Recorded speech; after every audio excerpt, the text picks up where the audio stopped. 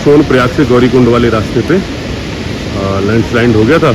इस वजह से सब लोगों को पैदल जाना पड़ा। टैक्सी वैक्सी तो नहीं चल रही, मतलब जो ट्रैक है केदारनाथ जी का वो तो करना ही करना है, प्लस 5 किलोमीटर ये एक्स्ट्रा पैदल ही चलना पड़ेगा। इसी चक्कर में चल रहे हैं, लगभग आधा चल चुके हैं, तो आधा और बचा है गौरीकुंड। फिर उसके बाद दिखाते हैं आपको गौरीकुंड में क्या हाल है, फिर उसके बाद ट्रैक स्टार्ट होता है हमारा।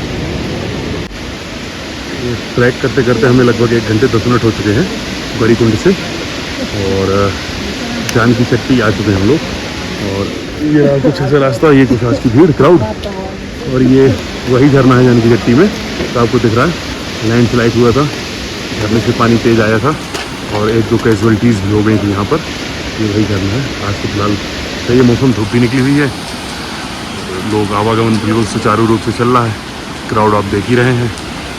ये वही झरना है जहाँ लैंडस्लाइड हुआ था, आपको मलबा दिख रहा होगा ऊपर, इसलिए मैंने सोचा आपको दिखा दूँ एक बार। आज तो नॉर्मल है कंडीशन, पानी का कैरेक्टर देख लीजिए। रात भर हालांकि बारिश होती है, लेकिन अभी फ़िलहाल मौसम साफ़ है, क्लियर है, धूप भी निकली हुई है। चलते हैं आगे, रास्ता भी बहुत लंबा है।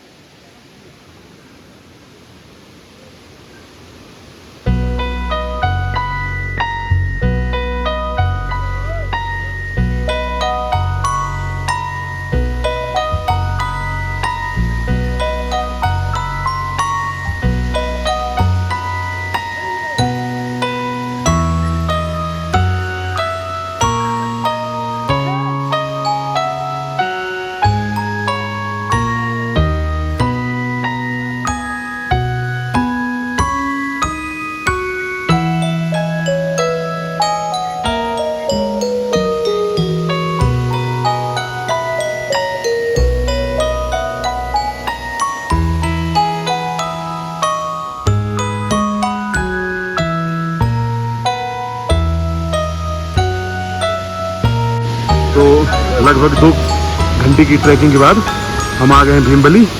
अब यहाँ से श्री केदारनाथ धाम 10 किलोमीटर बचे हैं, अर्थात हमने 2 किलोमीटर में लगभग 6-6.5 किलोमीटर ट्रैक पूरा कर लिया है।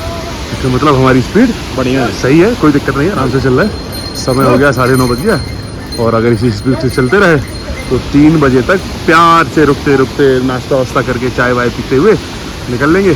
साथ में मित्र राजदीप सिंह जी और कुशल सक्सेना जी। कुछ कहना चाहेंगे राजदीप जी? चीते की चाल, बाज की नजर, हाँ। और बुंदेलखंडियों की स्पीड पे कभी शक नहीं करते। वाह वाह वाह वाह। कुशल जी शर्मा गए बेचारे, ऊहू कह रहे हैं कि खैर कोई बात नहीं, ऊहू से काम चला लेंगे। चलते हैं, आपको व्यू दिखाते हैं कितना प्यारा। ऊहू वाले भैया शर्मा रहे हैं अभी, शर्मा दूर हो जाएगी तब, जब भैया भी शर्मा रहे हैं, जब शर्म दूर हो जाएगी तब भैया आएंगे फोटो में। चलिए चलिए, कोई बात नहीं, कोई बात, चलिए चलते हैं, खींचते हैं। ये भीमबली पे नया पुल बन रहा है, बना के तैयार कर रहे हैं, अंडर कंस्ट्रक्शन है। देखिए मे बी 1-2 महीने में ये बन के तैयार हो जाएगा, जिससे पुराने वाले पुल पे थोड़ा लोड कम होगा। और पानी का बहाव यहाँ पर बहुत तेज़ रहता है, लैंडस्लाइड का ख़तरा भी रहता है, तो इसलिए आने वाले समय पे यहाँ पे सुविधा रहेगी काफ़ी श्रद्धालुओं को। बढ़िया बन के जल्दी से जल्दी तैयार हो, ताकि सुविधाएँ मिलती रहें श्रद्धालुओं को।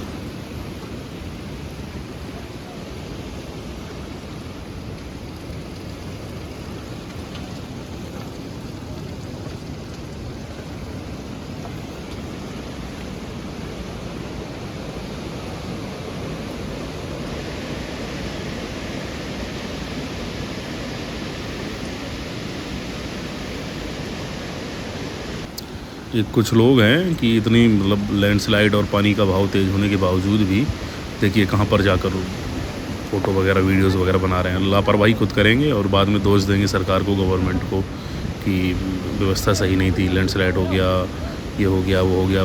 भगवान न करे कोई अनहोनी घटना हो, इसलिए खुद स्वयं जिम्मेदार बनिए, दूसरों को भी जिम्मेदारी सिखाइए। लेकिन आप जब खुद नहीं करेंगे जिम्मेदारी का वहन, तो आप दूसरों से कैसे अपेक्षा रख सकते हैं? तो बस यही है कि कृपया करके जो मार्ग सुनिश्चित है उसी पर चलें।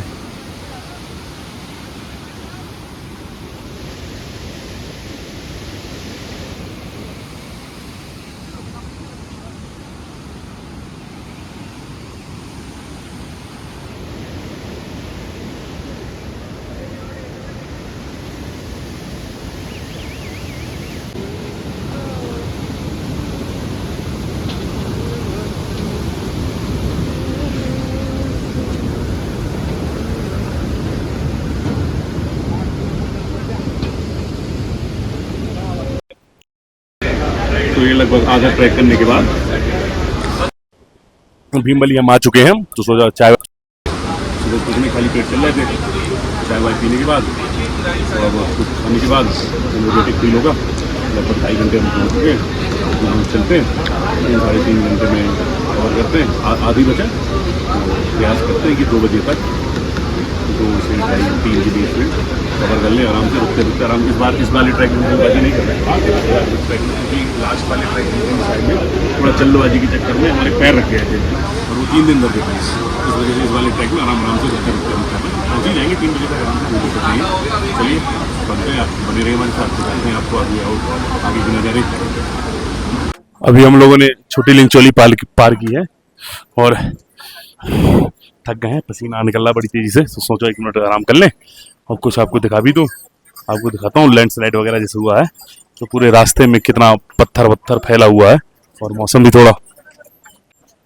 छोटी लिंचोली पार करने के बाद अब यहाँ से बड़ी लिंचोली लगभग बची है 2 किलोमीटर। अब रास्ते में आप देख पा रहे हैं कितना लैंडस्लाइड हुआ है, चारों तरफ पत्थर ही पत्थर पड़े हुए हैं। पूरा मेन रोड पे ही है, मतलब मेन रास्ते पे चलना मुश्किल पड़ रहा है। एक एक कदम संभाल के चलना पड़ रहा है, अदरवाइज पैर में मोच आ सकती है, कोई गिर सकता है, पत्थर यहाँ वहाँ हो सकता है।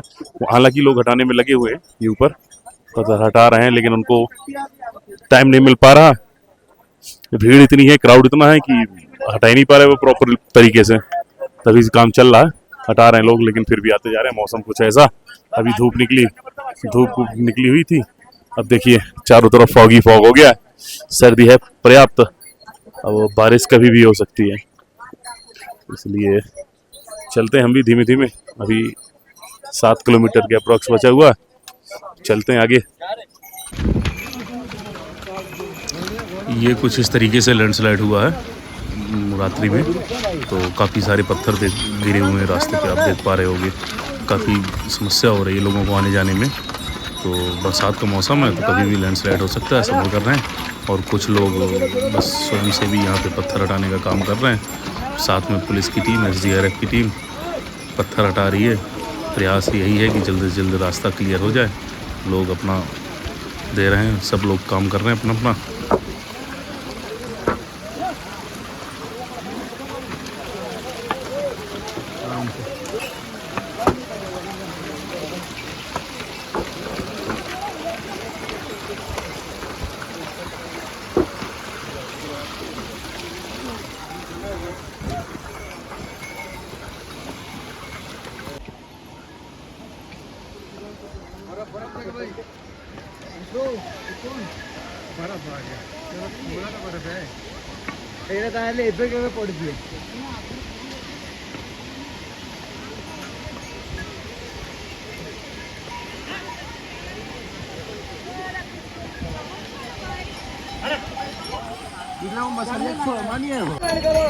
तो फाइनली हम लोग केदारनाथ बेस कैंप पे आ गए हैं और ये घोड़ा पड़ाव है। जैसे कि आप देख पा रहे हैं, यहाँ से घोड़ा खच्चर की सवारी आगे नहीं बढ़ पाती, मैक्सिमम वहाँ तक दैट्स इट। इसके आगे आपको सफ़र पैदल ही करना पड़ेगा। जो लोग भी घोड़े खच्चर से आए हैं वो लोग अब यहाँ से पैदल ही जाएंगे। और अब यहाँ से मंदिर लगभग 2 किलोमीटर और बचा है। हमको लगा है लगभग 5.5 घंटे लगे गौरीकुंड से यहाँ आने में, 5.5 घंटे लगे। और 2 किलोमीटर अब चढ़ाई है नहीं, फ्लैट है, थोड़ा डिक्लाइन है, तो मैक्सिमम 30 to 40 मिनट अप्रॉक्सीमेटली अभी और लगेगा। तो अभी जाते हैं मंदिर के पास, देखते हैं कोई रूम या कैंप, तो बताते हैं आपको क्या कैसे सीन है रूम का, कैंप का। वैसे रूम तो कॉस्टली होता है, ऊपर 7,000, 8,000, 10,000, 15,000 ऐसे अप्रॉक्सीमेटली रेट रहता है। तो कैंप ही लेंगे, ज़्यादा बेटर है। नाइट ही स्टे करनी है, उसके बाद फिर देखते हैं। अभी फिलहाल बेस कैंप ये रहा, आपको बता दें। और बेस कैंप से मंदिर की दूरी 2 किलोमीटर। अब चलते हैं मंदिर की ओर।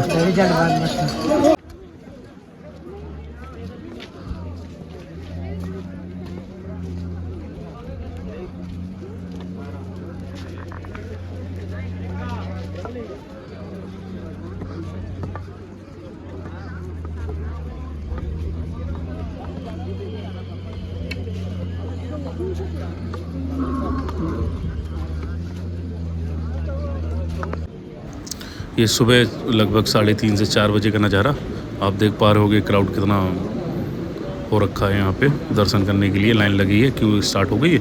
रात में 1 बजे 2 बजे से ही लोग आगे लगना लाइन में स्टार्ट हो जाते हैं और इन लोगों को लगभग सुबह 7-8 बजे तक दर्शन हो जाएंगे। नॉर्मल दर्शन होते हैं, वाले फ्री वाले। सभी लोग लाइन पे लग रहे हैं, अपनी बारी का इंतज़ार कर रहे हैं। 5 बजे का पाठ खुलेंगे तो 8 बजे तक संभवतः हो जानी चाहिए दर्शन। आज सोमवार का दिन भी है तो इसी वजह से क्राउड यहाँ पे बढ़ता ही चला जा रहा है।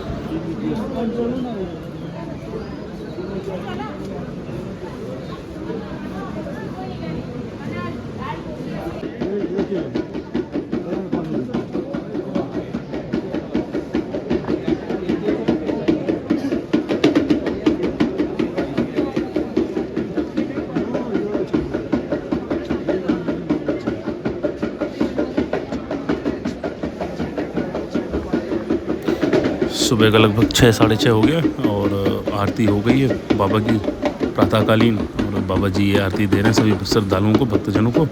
साथ में रुद्राक्ष भी भेंट कर रहे हैं बाबा जी। इनसे आरती लेते हैं, चलते हैं बाबा के पास।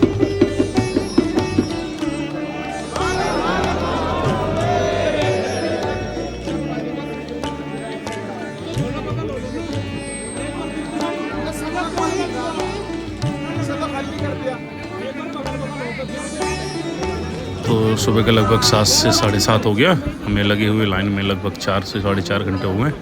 अब 1 घंटे लगभग 1 से 1.5 घंटे अभी और लगेंगे हमें अप्रॉक्सीमेटली। तो देखिए चलते हैं जल्दी से जल्दी बाबा के दर्शन हो जाए। मौसम तो खुला है, कोई दिक्कत नहीं, मौसम पूरा क्लियर है, साफ़ है।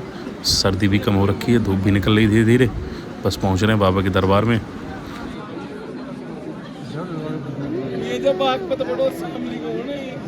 हर हर महादेव। तो 4 धाम यात्रा के इस नए एपिसोड में हमने आपको दिखाया यमुनोत्री, गंगोत्री, गोमुख का ट्रैक दिखाया, हेमकुंड साहिब दिखाया, सप्तबद्री की यात्रा दिखाई। आज हम श्री केदारनाथ धाम पर हैं और इसी के साथ हमारे उत्तराखंड के 4 धाम पूरे होते हैं।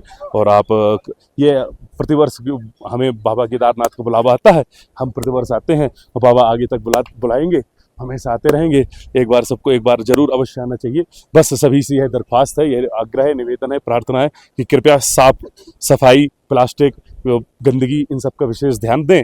यह देवभूमि है, आपकी सबकी अमानत है, हमारी अमानत है। और इस प्रकृति को सहेज कर रखें। आप जितना प्रकृति को सहेज कर रखेंगे, प्रकृति आपको सहेज कर रखेगी। इसी के साथ आप सभी लोग श्री केदारनाथ धाम के दर्शन कीजिए और मिलते हैं चलिए आपसे अपने अगली ब्लॉग पे। हर हर महादेव।